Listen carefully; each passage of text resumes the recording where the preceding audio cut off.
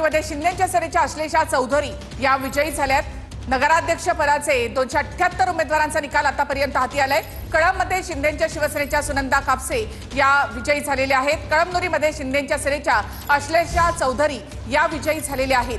288 पैकी 278 जागांचे निकाल समोर येत आहेत। साताऱ्यामध्ये 10 पैकी 5 नगर परिषदांवरती भाजपने आपला झेंडा फडकवला। रहिमतपूर, मसवड, वाई, मलकापूर या ठिकाणी भाजपने आपला झेंडा फडकवलेला आहे। साताऱ्यामध्ये 10 पैकी 5 नगर परिषदांवर भाजपचा झेंडा फडकलेला आहे। मेढा, रहिमतपूर, मसवड, वाई, मलकापूर या ठिकाणी भाजपचे उमेदवार विजयी झालेले आहेत। रत्नागिरी, खेड नगर परिषदेत महायुतीचा विजय झालेला आहे। रत्नागिरीतील खेड नगर परिषदेमध्ये भाजप 3 आणि शिवसेनेचे 18 उमेदवार या ठिकाणी विजयी झालेत। नगराध्यक्षपदी शिवसेनेच्या माधवी बुटाला या विजयी झाले।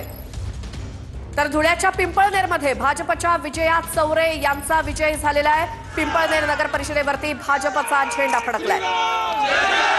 तर शिंदेचे आमदार मंजुळा गावित यांना मात्र या ठिकाणी मोठा धक्का।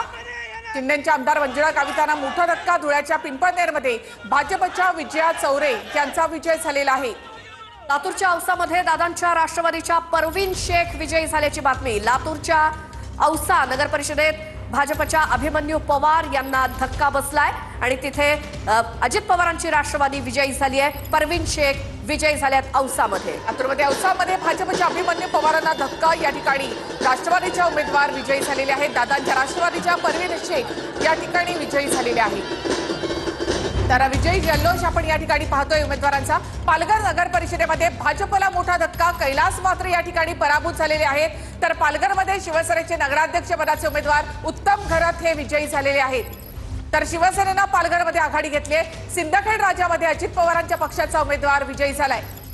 288 जागांवरनं निकाल आपल्या समोर येते। सिंदखेड राजामध्ये जो काही निकाल लागलाय त्यानंतर अंबडमध्ये भाजपच्या देवयानी कुलकर्णी नगराध्यक्षपदासाठी विजयी झालेले आहेत। अंबडमध्ये भाजपच्या देवयानी कुलकर्णी विजयी। अंबडमध्ये भाजपच्या देवयानी कुलकर्णी या विजयी झालेल्या आहेत। नगराध्यक्ष पदासाठी देवयानी कुलकर्णी या विजयी झालेल्या आहेत। अंबडमध्ये भाजपच्या उमेदवार विजयी। तर भाजप 122 जागांवर या ठिकाणी आहे। महायुती एकूण 211, 200चा आकडा महायुतीनं इथे पार केलेला आहे। अंबडमध्ये भाजपच्या उमेदवार नगराध्यक्ष पदाचे उमेदवार विजयी। जिंतूरमध्ये भाजपचे प्रताप देशमुख नगराध्यक्ष पदासाठी विजयी झाले।